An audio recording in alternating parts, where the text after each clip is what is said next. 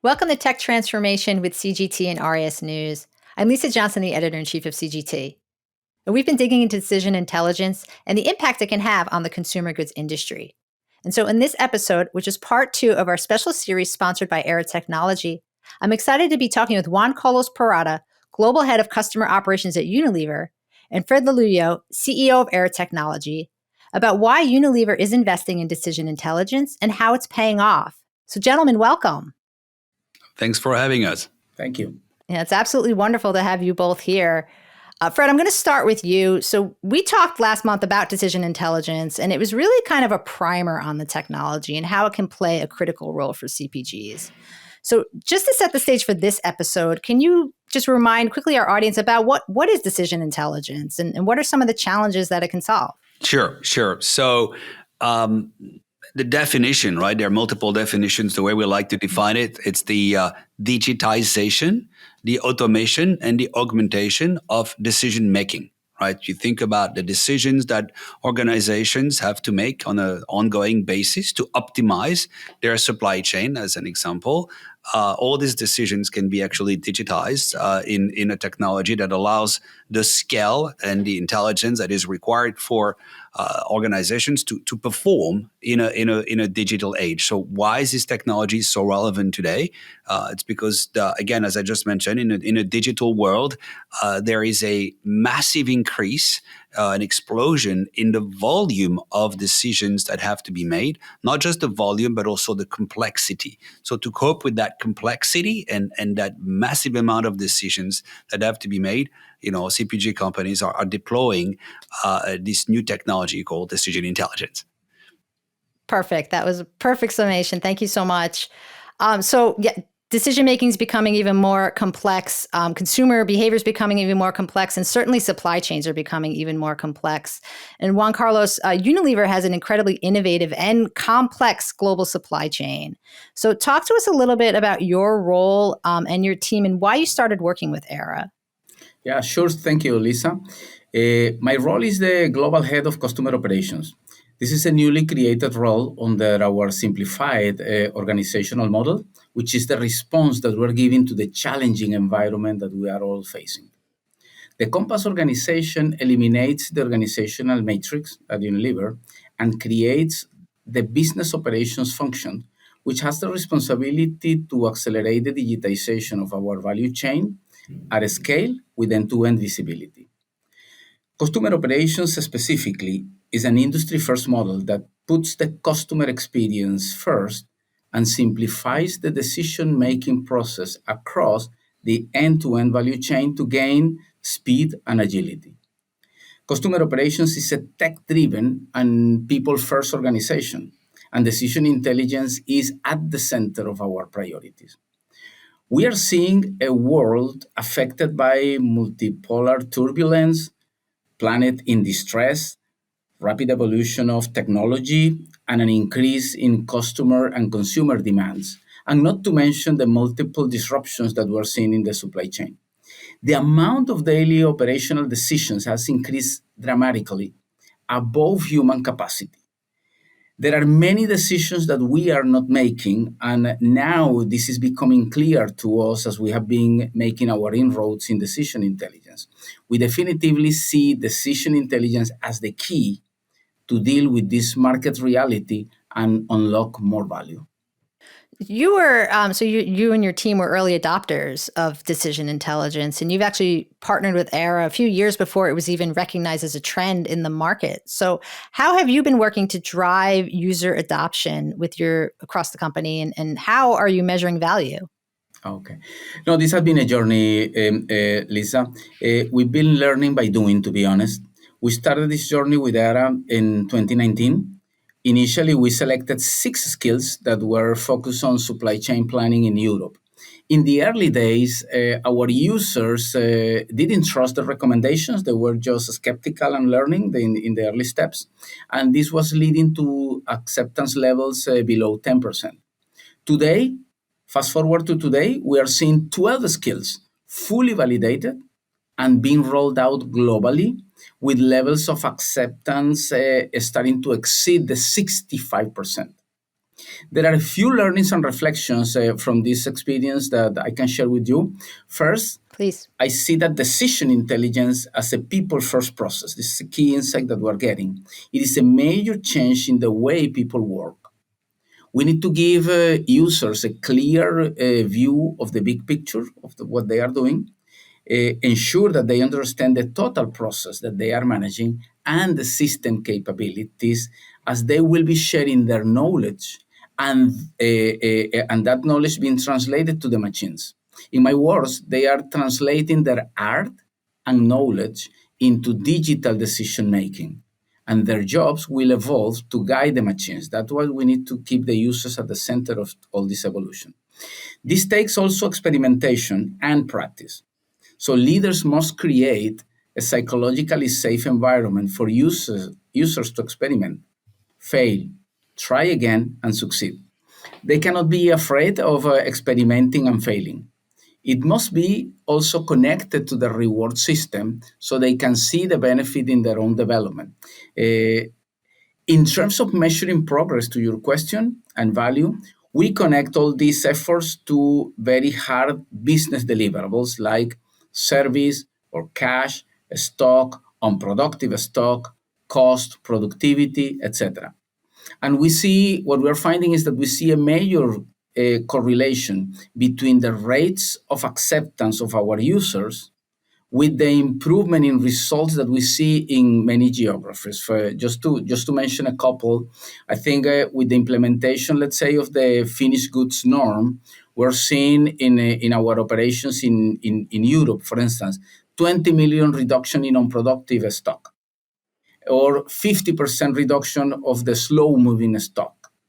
Or in North America, we're seeing 60 million increase in sales in one specific category just because of making transshipment skill much more effective. Similar efforts are all over the world, and also we are seeing that these business benefits are coming also with reductions in effort that typically range from 20 up to 40%. So it sounds like it's really a mix of art and science. It's about creating a culture of trust, and it's exciting to hear all of the efficiencies that it's creating across your business. So Fred, one thing that stuck out to me about what Juan Carlos said was that he partnered with you first in 2019, which of course is certainly before something little known as the pandemic. So, as you've been working with Unilever, what's really surprised you or impressed you about their adoption and the scaling of decision intelligence? I'll echo just what Juan Carlos just said, right? There's a culture of that enables this kind of experimentation. And it's rare. A lot of companies are just afraid of failing, right? And in the case of Unilever, this was one of the very few companies that I reached out to when we launched a company and saying, look, we're not ready. The technology is not ready. There are plenty of things that we have not done yet, simply because they have never been done. The digitization of supply chain decisions, whether it's for inventory optimization, forecasting, every area, that has not been done. So we have to learn together. And I remember my first trip to the UK to say, look, are you serious about this? Because we're gonna break things. We're gonna. And they said yes. So I think the early realization of the value of decision intelligence before it was even called decision intelligence was paramount. Right? There was a conviction from the leadership that this was the way to go, that the volume of decisions was going to increase, that the complexity was such. Juan Carlos just talked about the multiple dimensions that are used to assess the performance of a specific skill, which is a functional area in decision intelligence. Think about it, right? When you're accelerating your business cycles, working at a lower level of detail, connecting parts of the organizations that have not been connected before. So there was a conviction that this was the way to go. So combination of early realization of the value of decision intelligence combined with that culture, willingness to try, to fail, to experiment, not just in words, not just in slides, but in reality, was very important. The second, I think, was the appetite for scale and impact. Juan Carlos just talked about this new organization that compass, right? That connects the different functions of IT and business operations, customer operations. that to me was driven by, I think, Juan Carlos, correct me if I'm wrong, but you said it's not about thinking digital, it's not about acting digital, it's about being digital and organizing, changing your organization model in order to really allow digital to be part of your decision making and execution is really important. So experimentation first, but once you lock on a certain number of use cases that are relevant, the scale goes all the way to the way you organize, the way you mentioned you're rewarding people. And the third element for me, and we're experiencing that with Unilever every day in some other topics currently, which is continuously pushing the boundaries. So experimentation, validation, realizing the value, experimentation, scaling, but in parallel, let's deploy it into new areas. And Juan Carlos, we did a conference together last week. You were explaining some very aggressive and innovative concept that we're proud to support you with, but continuously pushing, right? You're not stopping at scaling, you're continuously pushing. So, and I would say more on the soft side, for me as a CEO of a startup and scale up a software company, there is a real appetite from Unilever to partner with the vendor. And it's not always the case, though. The partner means that we're gonna take risks together, and it's been a fun journey and a very pleasant journey for us. So continuing to break things, but maybe doing it in a more measured and focused way as you go through. Well, those are some great best practices for other CPGs. We're going to start wrapping up. But I want to finish this off by learning what's next. Well, what's next for Unilever? What's next for Aera? Juan Carlos, what does the decision intelligence roadmap look like for Unilever? Yeah, sure. I think I see three major efforts that we are pushing for now. First is the global expansion of these 12 skills that we have validated. The idea is to have these skills that are proven, users are accepting it, and basically the idea is to leverage the benefits of those skills across the globe quickly. So that's the first one. The second one is take it to the next level. What is the next level of skills that we will be selecting to develop and validate in our value chain, optimizing both the individual and specific slots on buckets of our supply chain, but also to start expanding this benefit across, extracting value across these buckets of the value chain. And the third point is the global expansion of our customer connectivity efforts. This is a breakthrough effort that we're doing in a strong partnership. I think Fred mentioned about partnerships.